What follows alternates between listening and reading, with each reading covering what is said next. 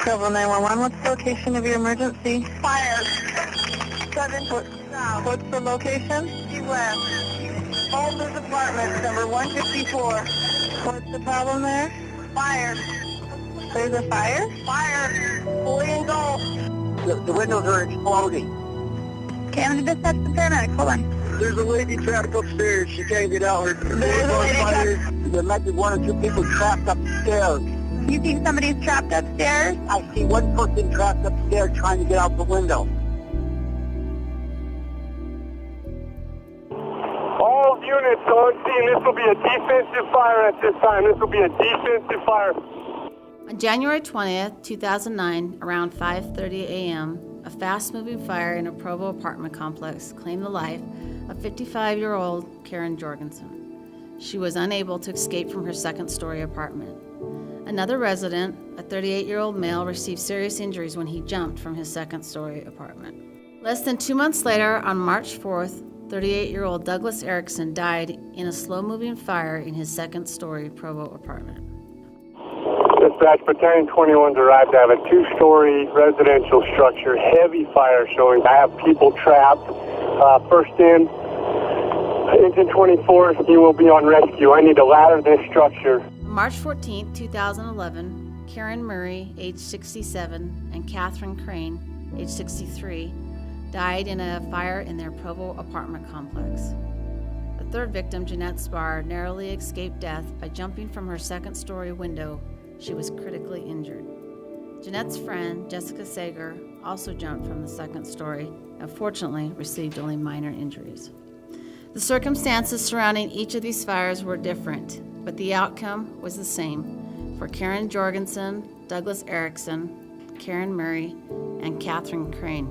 They were unable to escape, and they all died.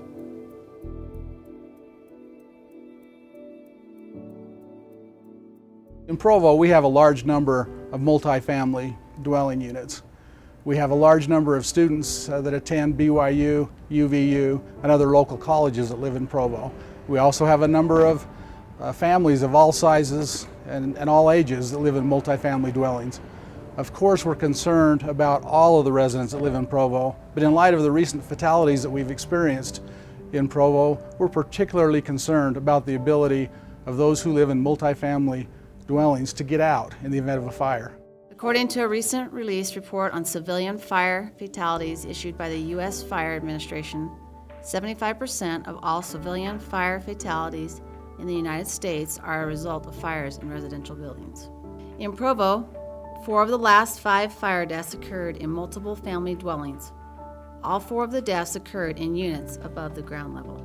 There are several fundamental fire safety tips we would like to offer for your consideration.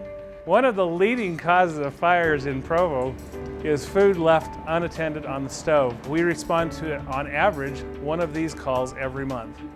Sometimes these fires are significant.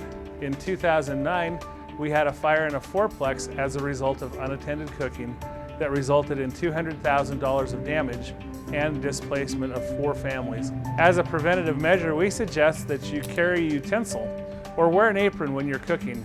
That way you always have something to remind you that there's something cooking on the stove, and you don't put down the utensil or take off the apron until after you've turned off the stove. Other common causes of residential fires in Provo have included candles, smoking, faulty electrical equipment, arson, lint in and around clothes dryers, children playing with fire, and even bathroom fans. In recent months, an issue that's come to light here in Provo is overheating bathroom fans. We have seen several instances where families have left leaving their bathroom fan running and it is overheated, causing a smoldering fire in their attic. As a preventative measure, we would recommend vacuuming either monthly or during your spring or fall cleaning, vacuuming out the fan to remove the dust that's accumulated to reduce your risk. Nationally, smoking and other unintentionally set, careless actions are the leading cause of residential fatal fires, followed by electrical malfunctions and intentionally set fire. The cause was undetermined in 45% of fatal fires. We encourage all of our residents to do home fire safety inspections. These are great activities that you can do with your family. The purpose of a home fire inspection is to identify and then reduce hazards for fire. A home fire inspection checklist can be found on the fire department link at provo.org. With the exception of preventing a fire altogether, the most important single element of a fire safety plan is early notification. This includes working smoke alarms in every sleeping room and in the common hallways. This is particularly important in buildings that are not equipped with automatic fire sprinklers. Smoke alarms such as this are required in every sleeping room and every common hallway in rental dwelling units in Provo City.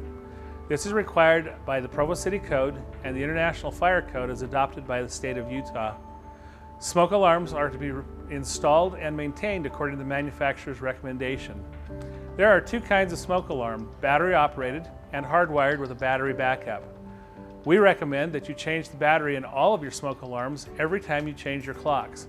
We also recommend that you test your smoke alarms by pushing the test button every 30 days. Smoke alarms have a 10-year lifespan.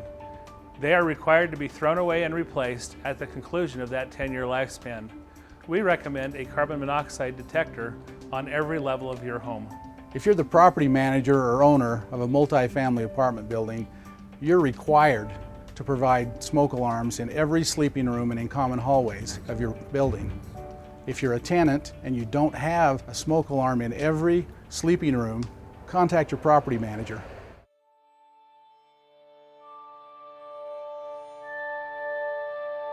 I just stand outside and watch my girlfriend, my best friend, standing up above trapped. I couldn't get out.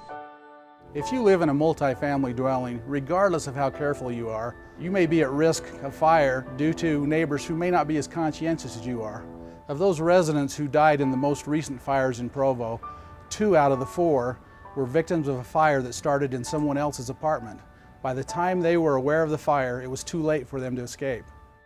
Being a report of a citizen trying to jump out of the second floor window. Exit 24, how far out are you? I got people hanging out of this window. We recommend all of our residents establish a fire escape plan from every room in their dwelling. We are particularly concerned about those whose rooms are above ground level. We recommend a fire escape ladder or another acceptable means of escape from a second floor or above grade window. In the fire on March 14, 2011, Jeanette Spar and Jessica Skager had to jump from their second story window when their primary means of escape became blocked by fire. Jeanette Spar suffered severe injuries as a result of that jump. Had she been required to jump from the third floor, her injuries could very well have been fatal.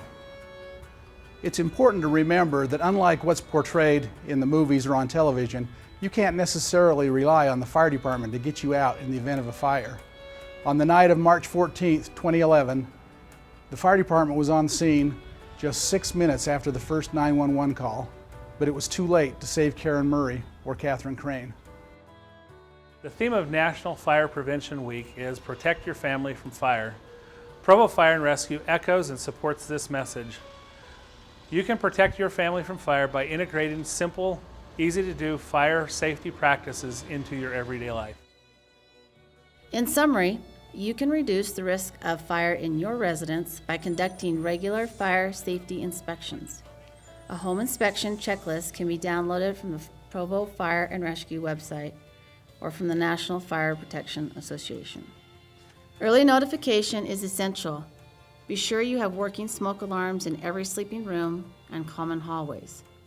Smoke alarms are required to be installed and tested in accordance with the manufacturer's recommendations. In battery-operated alarms and those with a battery backup, a battery must be replaced at least once a year. 2 times is recommended. Change the batteries in the spring and fall when you change your clocks for daylight savings time. Smoke alarms have a 10-year life and must be replaced at the end of the 10-year period. At least 1 carbon monoxide alarm should be installed on each level of your residence. A second means of egress is essential. In residential units above the ground level, a fire escape ladder is recommended second means of escape. The fact that we've had 5 fire fatalities in Provo in the last 2 years alone is both disturbing and sobering. I hope you'll take this basic fire safety message to heart. Make the practice of protecting you your family, your friends, your tenants, your neighbors a priority. It's a matter of life and death.